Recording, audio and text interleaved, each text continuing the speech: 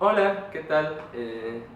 Bienvenidos a esta serie de videos que quiero empezar a hacer opinando sobre libros cristianos, libros evangélicos, algunos populares, otros clásicos, otros un poco más extraños, un poco para tener ofrecer una panorámica general sobre el mundo editorial evangélico en español y en inglés, claro, desde sus traducciones. Y me gustaría empezar con un libro que creo yo es emblemático de este momento que vivimos como planeta, como especie humana, que es el libro de John Piper que salió hace algunas semanas, Coronavirus y Cristo. Un libro que Piper empezó a escribir en marzo de este año 2020, a inicios de la pandemia.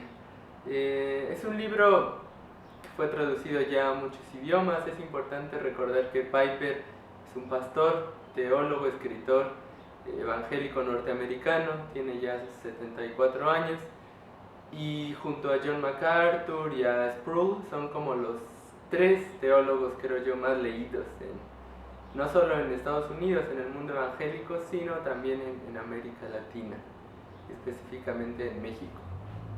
Coronavirus y Cristo, quiero separar mi exposición en dos partes. Primero hablarles de la estructura. La estructura del libro es muy básica, está dividido en dos grandes bloques.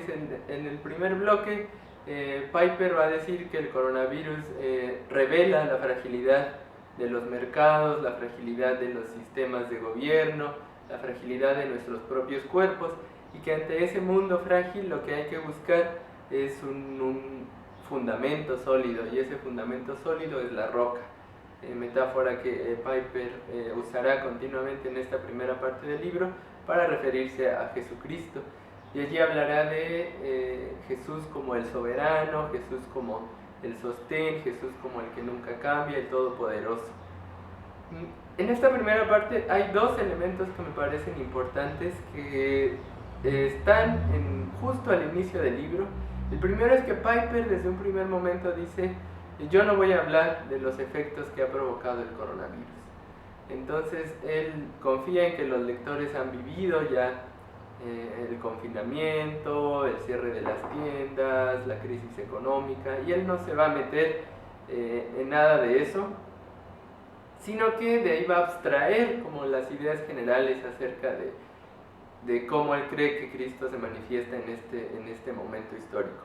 Y lo otro es que Piper suelta allí una nota autobiográfica, como es característico en muchos de estos libros evangélicos, que tiene que ver con su estado de salud. Piper fue detectado con cáncer de próstata, diagnosticado así, y parece ser que estuvo controlado, pero de pronto ha habido algunos brotes en los antígenos, y entonces Piper escribe este libro en medio también de esa situación de salud personal y familiar.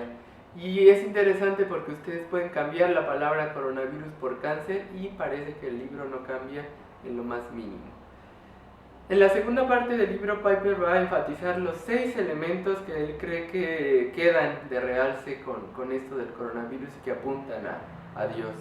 El primero tiene que ver con que el coronavirus revela la atrocidad moral de la humanidad, o sea, cómo el pecado ha corrompido a nuestras sociedades, a nuestros gobiernos, a nuestras familias, a nuestras comunidades.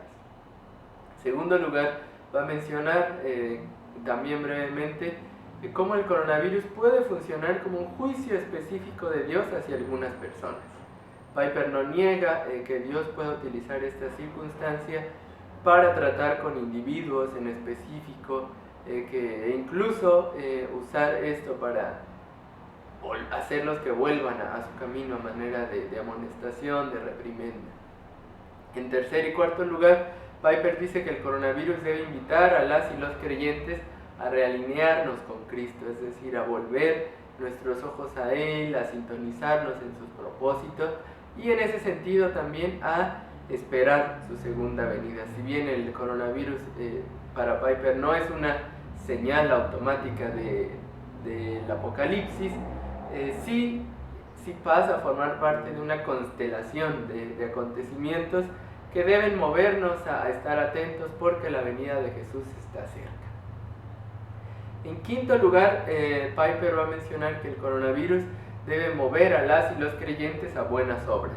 Es el punto que más me gusta, que más interesante encuentro, porque aquí Piper va a mencionar un concepto importante que es el de cuidado contracultural.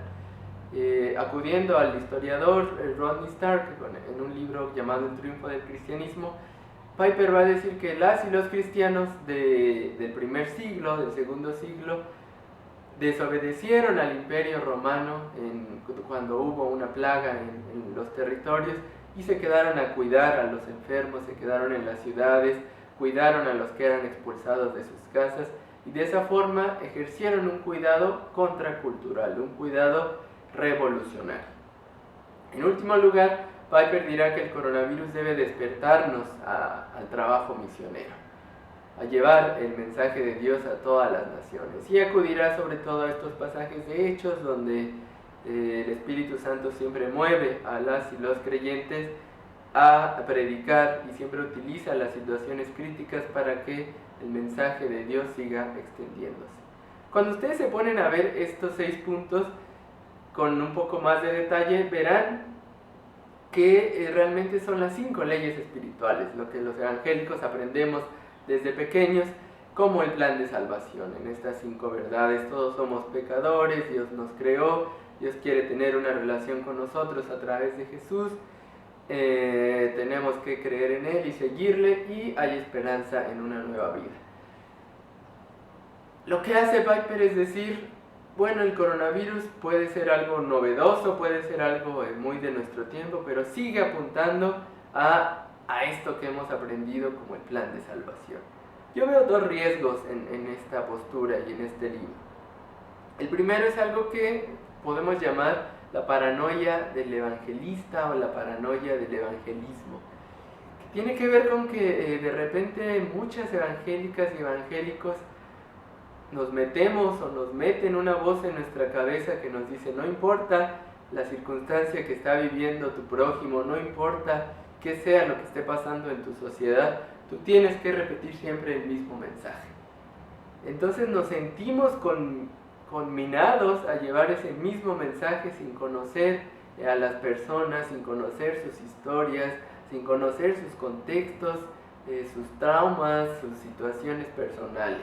Entonces se convierte como en una paranoia, porque hay que decir lo mismo al taxista, al señor del autobús, al patrón, al amigo, a la pareja, al hijo. Todos tienen que escuchar exactamente el mismo mensaje, ese mismo mensaje nos persigue. De ahí esta paranoia, o sentimos que nos persigue.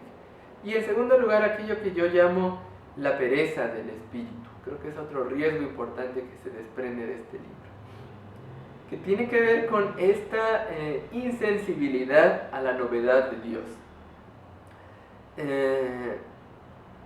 Queremos o hacemos que Dios siempre nos diga lo mismo. Si tenemos cáncer, Dios siempre nos va a decir: eres un pecador, voltea a Jesús, el cielo te espera. Si nos da el coronavirus, lo mismo. Si hay una guerra económica entre Estados Unidos y China, lo mismo. Si estamos en proceso de separación, lo mismo. Si metieron a la cárcel a un familiar, lo mismo. Esto no es que esté mal, pero si pierde y aplana todas las circunstancias, relativiza, incluso menosprecia las historias propias de cada persona. Cuando imponemos un mensaje tan plano y superficial, que ignora tanto las historias de vida, creo yo estamos siendo perezosos espiritualmente. Nos está dando flojera leer, pedir, buscar lo que Dios realmente quiere enseñarnos a través de un acontecimiento, porque si no es la misma voz que ya no sabemos ni siquiera si es Dios, y no es ese mensaje estrecho, ese mensaje que como pájaro loco nos repiquetea en nuestras cabezas una y otra vez. Esa pereza espiritual es un riesgo también que tiene este libro. Y uno se pregunta, ¿es un libro oportuno u oportunista? ¿Es un libro que responde a necesidades de mercado o a necesidades espirituales? Y creo yo que responde más a necesidades de mercado, No se ve un esfuerzo real en la escritura, sino más que nada una compilación, incluso de notas sueltas, de ideas ya muy generales que todos los cristianos tenemos. Entonces me parece que es un libro pobre, un libro repetitivo, reiterativo, y un libro que piensa muy poco en la situación de la pandemia. Bueno, espero sus comentarios, sus sugerencias, qué otros libros les gustaría que comentara en este espacio, y si van a hacer alguna ofensa les pido que por favor tengan buena ortografía. Un saludo y gracias.